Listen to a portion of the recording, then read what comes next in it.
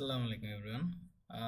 আসলে আজকের ভিডিওটা যে জন্য দেওয়া, এটা হচ্ছে যে আপনারা যারা মোবাইল ইউজার আছেন, যারা হচ্ছে মোবাইলে কাজ করেন, সার্ভেটা করেন, তারা হচ্ছে অনেক সময় জিজ্ঞেস করেন যে ফোনে আসলে কাজ করাটা কতটা সেফ আর কি, বা কতটা ইজিলি কাজ করা যায়। তা আমি এটাও বরাবরই আপনাদের বলে আসছি যে ফোনে কাজ করা যাবে বা কাজ করা যায়, বাট এটা হচ্ছে লং টাইমে কাজ করার জন্য ফোন একদমই ভালো একটা চয়েস হবে না আর কি। কারণ আপনি যখন সার্ভেটা করবেন, লং টাইম আপনি সার্ভেতে থাকতে যাচ্ছেন, সার্ভে করে যেতে যাচ্ছেন। তো আমিও আপনাদের অল টাইম একটা সাজেশন দিই, সেটা হচ্ছে যে আপনি একটা যদি আপনি সার্ভে করতে পারেন বা শিখে যান, সেক্ষেত্রে আপনি একটা সেকেন্ড হ্যান্ড ল্যাপটপ বলেন, ডেস্কটপ বলেন, যে কোনো একটা নিয়ে নেন।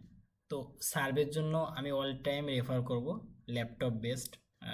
কেন ল্যাপটপ বেস্ট? অনেক সময় দেখা যায় সার্ভে করা অবস্থাতে কারেন্ট যদি চলে যায়, লোডশেডিং হয়, আনকমপ্লিট সার্ভে হিসেবেই থেকে যাবে। তো এই হচ্ছে, আরও কিছু স্পেসিফিক কারণ আছে, তবে এই একটা মেইন কারণ যার জন্য আমি অল টাইম সাজেশন দিই যে আপনারা হচ্ছে একটা ল্যাপটপ নেন, সেটাই বেটার। তো ল্যাপটপটা যদি সেকেন্ড হ্যান্ড টাইপের নেনও, আমি সেই ক্ষেত্রে জাস্ট কিছু জিনিস একটু বলে দিই। যেমন বর্তমানে হচ্ছে যে অনেক মানে দোকান আছে যারা হচ্ছে রিকন্ডিশন ল্যাপটপগুলাই সেল করে, যেগুলো আসলে অনেক ভালো যদি আপনি কিনতে পারেন ঠিকঠাক মতন তাইলে।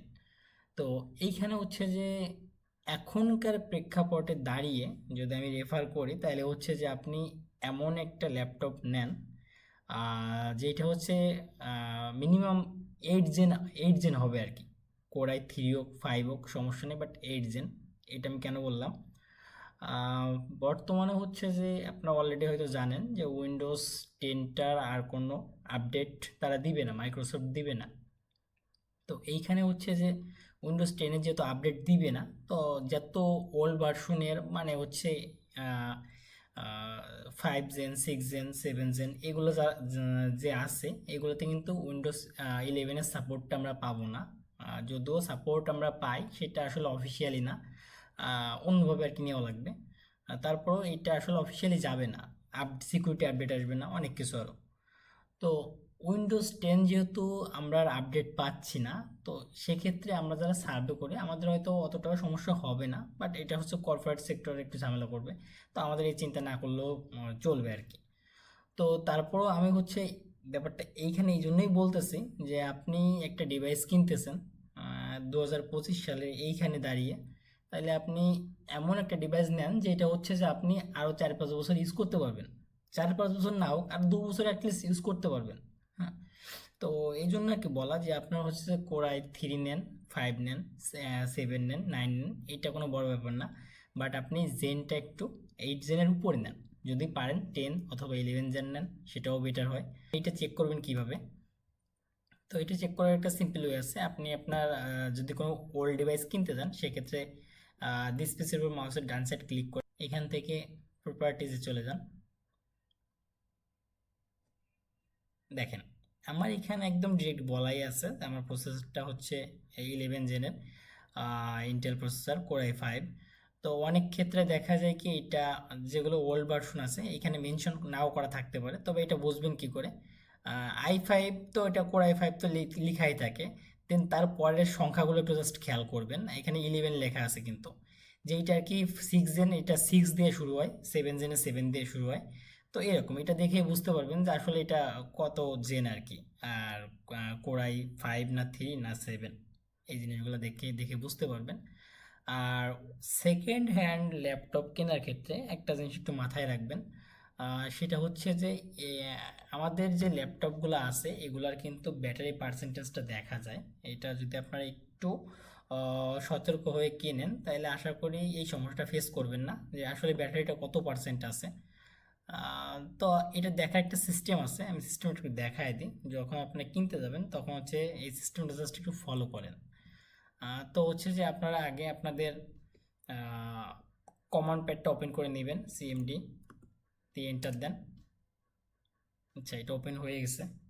তো এইখানে জাস্ট লেখেন পাওয়ার সিএফজি,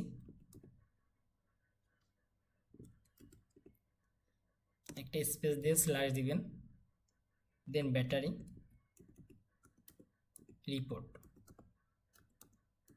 আচ্ছা আচ্ছা, এখানে জাস্ট একটা স্পেস দিছি আমি, দেন স্ল্যাশ দিয়ে ব্যাটারি রিপোর্টটা সব একসঙ্গে লিখছি, আর তার আগে পাওয়ার সিএফজি লিখছি। জাস্ট এইটুকু লিখে এন্টার দিবেন। এন্টার দিলে দেখেন এইখানে একটা আমাকে শর্ট করে একটা মানে লিঙ্ক টাইপের দিছে। এটা অবশ্য লিঙ্ক না, এটা আমার হচ্ছে যে এক্স্যাক্ট যে এরিয়াতে আমার রিপোর্টটা আছে। তো এটা কপি করব, টোটালি সি থেকে শুরু করে HTML ডট পর্যন্ত এইটা। তো কপি করে আমি যে কোনো আমার একটা ব্রাউজার ওপেন করব, যে কোনো ব্রাউজার হইতে পারে। তো এইখানে হচ্ছে যে যে বারটা আছে এখানে পেস্ট করে এন্টার দিব। দেখেন আমার এইখানে হচ্ছে যে আমার টোটালি ব্যাটারির যে একটা রিপোর্ট এটা কিন্তু চলে আসছে।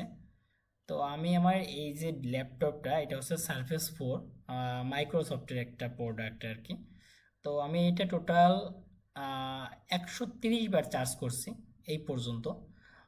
এবং এইটার ক্যাপাসিটিটা যদি বের করতে চান তাহলে এটা দেখেন ডিজাইন ক্যাপাসিটি, মানে যখন এটা দিছে তখন এটা ছিল হচ্ছে 35,800, বাট এখন যেটা আছে সেটা হচ্ছে 41,650। তার মানে আমার ব্যাটারি পার্সেন্টেজ আমি বের করতে হয়। তাহলে চলুন একটু দেখি, ক্যালকুলেটরটা ওপেন করি।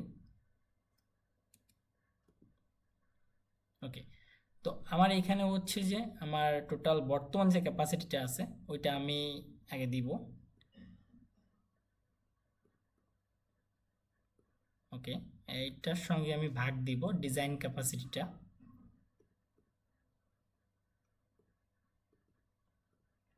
দেন আমি এটা গুণ দেবো 100 দিয়ে।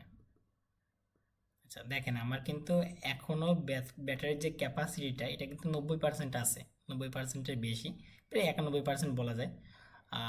তো আমি হচ্ছে আপনাদের সাজেস্ট করব যে আপনারা যখন একটা সেকেন্ড হ্যান্ড ল্যাপটপ নিতে যাবেন তখন মিনিমাম ক্যাপাসিটি যেন 80%-এর উপরে থাকে, তাইলে হচ্ছে ওইটা থেকে একটা ভালো ব্যাকআপ পাবেন আশা করি।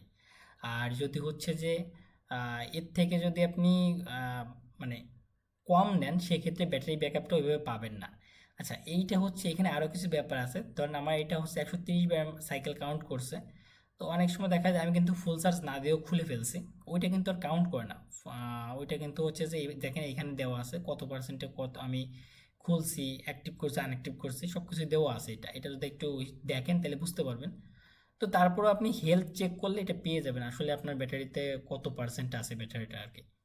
তো এই হচ্ছে ব্যাপার।